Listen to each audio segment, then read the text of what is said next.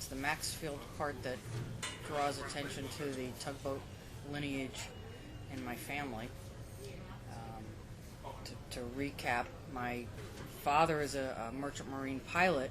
He has a pretty extensive pilotage license, which is something that's an endorsement. Each body of water is an endorsement for pilotage on a captain's license.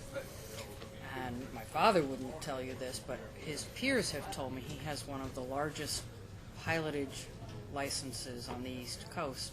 And I wouldn't be surprised, because he was forever taking tests with the Coast Guard whenever he would have enough recency and experiences on any given body of water. He would always test for it to get the endorsement for pilotage. So as a tugboat captain, he had a lot of exposure to accumulating that. He graduated from Kings Point Merchant Marine Academy in Long Island, New York, in 1950. When I got to be 8 or 9 years old, I used to go for like a weekend or maybe a Saturday with my father if he happened to be working right locally around New York Harbor, because we lived in Staten Island. And if there happened to be a chance for me to go on the tug with him for a day, or maybe even overnight for a weekend, I'd go en route someplace locally in the harbor. My father would let me take the wheel in the pilot house. But of course, he was always right there to tell me, well, turn to the right, turn to the left. You see where you're going? You see where you're headed? You see what you're looking at? And turn the other way. So he was coaching me. That really was my very first experience at steering, but I wasn't steering on my own at that time. Later, after I got out of school, so I went for 4 years at Kings Point and graduated, and by that time I was totally involved. Then I went to sea for a little while, and that didn't work out because I was recently married. I was away too much. So I decided to go back on tugboats.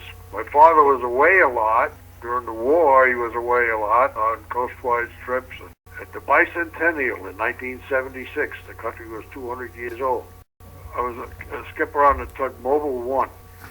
They had a big celebration in New York Harbor. Warships came from foreign countries from all over the world. They lined both sides of New York Harbor, almost from the Battery up to the George Washington Bridge, on both sides of the channel. Warships, it was destroyers and corvettes and submarines. Two great gray walls on each side of the harbor. And on the 4th of July, 1976, there was Bicentennial Tall Ships Parade. 10 companies in New York Harbor each donated a tugboat for the day to serve in maneuvering, turning around, docking, etc. We were the last tug in line on the right-hand side of formation, and that put us right abeam of the Eagle.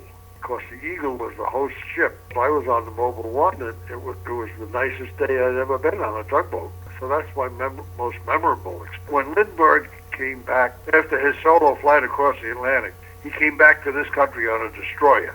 And when he came into New York Harbor, there was a big marine parade from Sandy Hook all the way to the Battery, where he was able to disembark at the Battery. And my father was part of that parade, being in the Lindbergh parade. Greatest celebration that ever happened.